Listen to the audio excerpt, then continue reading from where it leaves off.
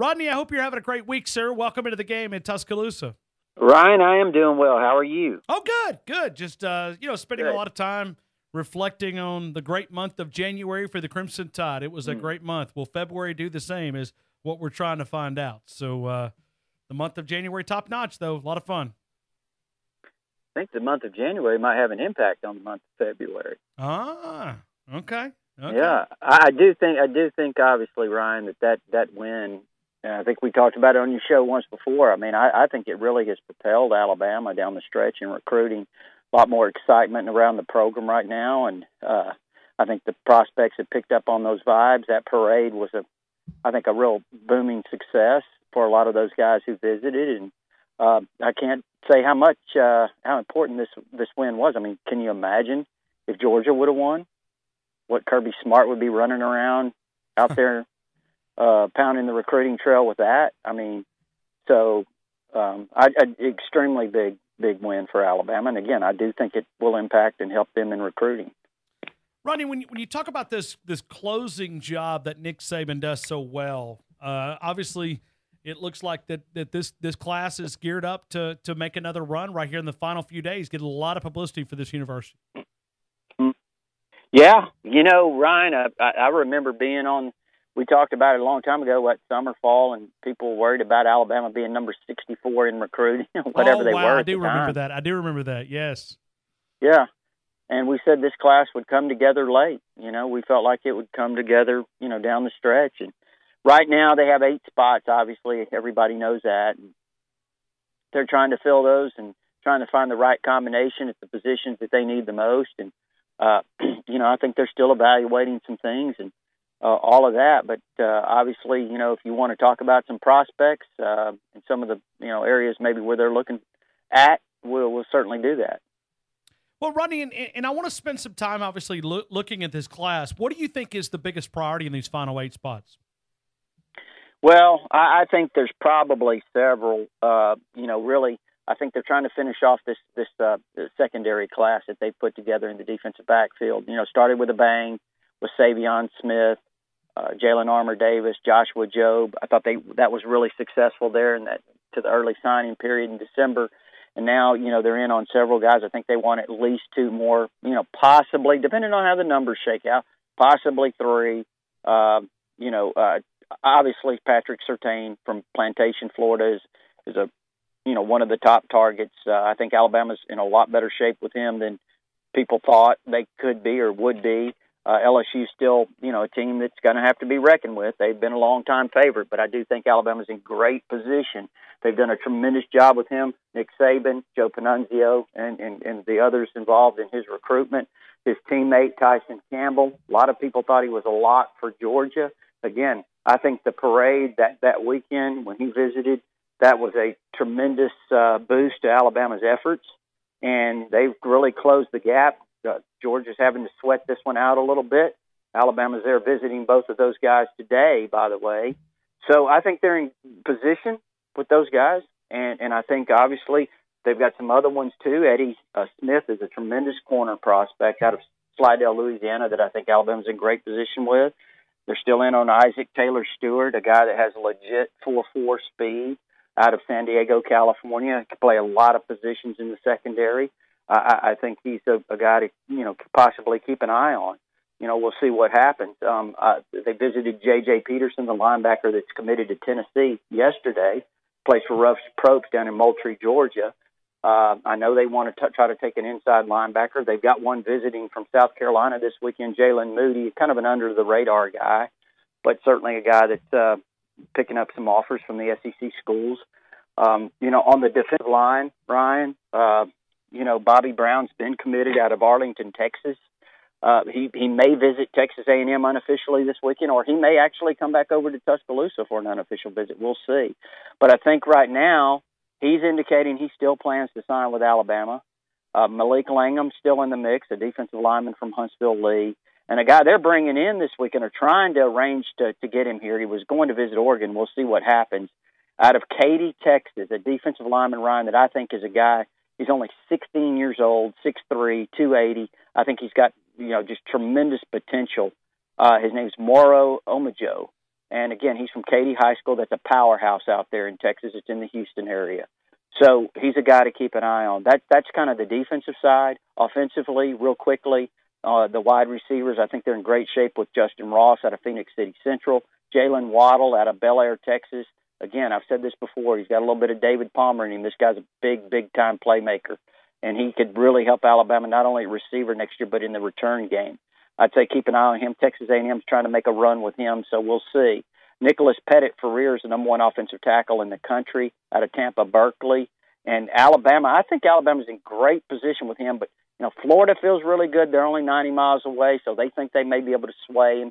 And he visits Ohio State this weekend. Notre Dame's in the mix as well. So as you see, Ryan, it's really competitive. There are more guys out there than obviously what we mentioned, but those are some of the top ones. Is it becoming a number crunching situation for Alabama? They just don't have enough spots?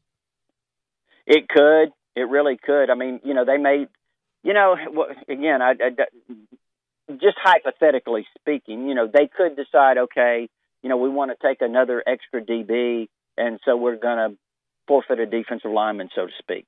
We'll forego a defensive lineman, or maybe we won't sign a quarterback, for example, to give us a spot at another position. I mean, so in that regard, yes, certainly I think it is, a numbers crunch of sorts. Rodney, let me ask you about the quarterback position. I know you've touched it just briefly. If you think they obviously get a quarterback here, which way are you leaning? And I understand, hey, this is Thursday. We're 6 more days until National Signing Day. But if you think they're going to get one of these guys, who is it? Well, let me say this first. I'm not convinced they're going to take a high school quarterback. So I would say, that would be the caveat to my comments here. But I do think that, if they did, I would probably today keep an eye on Brevin White out of California. Lancaster, California visited last weekend. Of course, Brock Purdy from Gilbert, Arizona visited as well. But I'd keep an eye on both of those guys, but especially I think White, who, by the way, he's a 4-star quarterback. He's committed to Princeton. And, obviously that's strong academics, and that's the big thing. But I would keep an eye on him. But again, Ryan, I'm not really sure that, a high school quarterback's going to be in the mix when we're talking about this final 8. We'll see. Okay. Let me ask you also the grad transfer kicker in Austin Jones. Mm-hmm. Well, 50 of 67 in his career. He's got a pretty good record. I just think that they felt like they needed someone he's supposedly going to walk on. So, how can you beat that? A guy that could potentially be a kicker for you that's had a lot of success. A guy that's hit them from 50 in. Hit some really crucial kicks at Temple in some of their games that helped them win or sent them into overtime a couple of times, I think. But he is a guy that certainly will come here and challenge to kick right away. Yeah, it's going to be a lot of fun, obviously, to watch this spring. And now he will not be here in the spring, right? I mean, that will be will his plans is to transfer in the summer, or will he be here to? Yeah.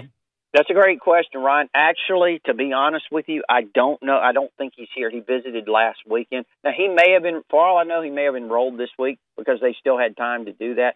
I have not heard that, to be quite honest with you. I've been more focused on, these other guys that they're recruiting down the stretch, but that is a great question, and I'm not really sure. Yeah, and obviously being a grad transfer, and Nick Saban, we watched him a couple of years ago pull this semester out of the starting in February that got him in here somehow. I don't know if there's a possibility there. There might be some. Yeah, you're right. You know how Nick Saban does this. I mean, we've watched the Nick Saban tricks before, but to go back here in just a couple of minutes, when you look at these defensive backs, we talked about Patrick Surtain Jr., you talk about Tyson Campbell, Eddie Smith. Is there one guy that you favor over the other? I mean, just with your eyes, the way that you watch college football or high school football in the transition. Well, Ryan, it's like this, and I'm not trying to avoid your question. There's multiple ways to answer that, and what I would say is this to me. You look at a guy like Patrick Surtain. I think he's really probably polished coming out of high school. His dad was an NFL player. He's been around it all his life, so I think he's really polished. Okay. Then you look at a guy like Eddie Smith, and he's a guy that's really raw, but has I'm telling you, you remember when Eddie Jackson came out of high school, he was a 3-star player. Ryan, I remember looking at his tape and saying, on TiderInsider TV and so forth, this guy's not a 3-star player. He's a 5-star talent. I look at Eddie Smith kind of a lot the same way. I mean, Yeah, I think he's got all these raw skills that over time, when he develops, he's got a chance to be really, really good. And then Tyson Campbell, he may have more potential than any cornerback in this class, to be honest with you. And think about Surtain and Campbell playing on the same high school team. So that's really, I'm not trying to, but that's the best way I can answer that question is, they all are kind of at different stages. And I think potentially, they're all outstanding. And like I said, when you're talking about athletically, Campbell may be the most gifted of all of them. Rodney, when you begin to look at this coaching staff that Nick Saban has assembled so far, what is the reaction on the recruiting trail from some of the new assistant coaches? I think it's great. I think it's going to be great. Obviously, Josh Gaddis at wide receivers coach out of Penn State, he did a fantastic job up there. I think that Carl Scott in the secondary, really well received, young, enthusiastic, all these guys. Jeff Banks, special teams, I assume. That's his specialty. But he is a great recruiter, and he's got contacts all over.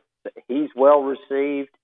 To be honest with you, Ryan, I can't think of any reasons why these guys aren't going to be very successful, because they're all young, aggressive, enthusiastic, and I think they're going to be really hard workers. Pretty easy product to sell, too. Absolutely. Rodney or TiderInsider? Absolutely. Go ahead, Rodney. I'm sorry. Well, I was just going to, I was just agreeing with what you said. I mean, you've got this product to sell, like you said, Alabama football, Ryan. I mean, it's kind of hard to turn down, and I've seen it in action just this week.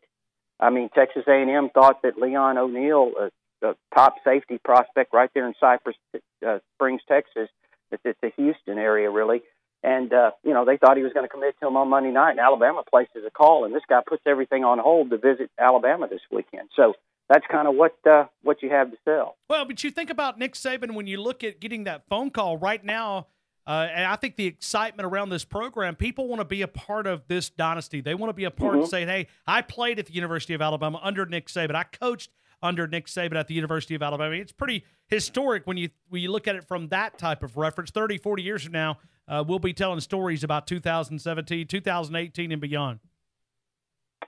How valuable is it to Brown Nick Saban? I mean, to have an opportunity to play under him and to learn under him and to be developed, and the success is unbelievable. And think about how many times they've written this thing off, and they wrote it off this season down the stretch. They wrote it off in the playoffs. They shouldn't even been there, supposedly. Clemson was going to beat them. That obviously wasn't even close to happening. And Georgia had them on the ropes, and, Alabama pretty much embarrassed them in the second half, to be honest with you. And everybody's still trying to play catch up. It is simply remarkable. I told you this, and I'll say it again. If Georgia would have beat Alabama, we would have had obituaries written on Tuesday morning. Oh, yeah. It would be bad right now.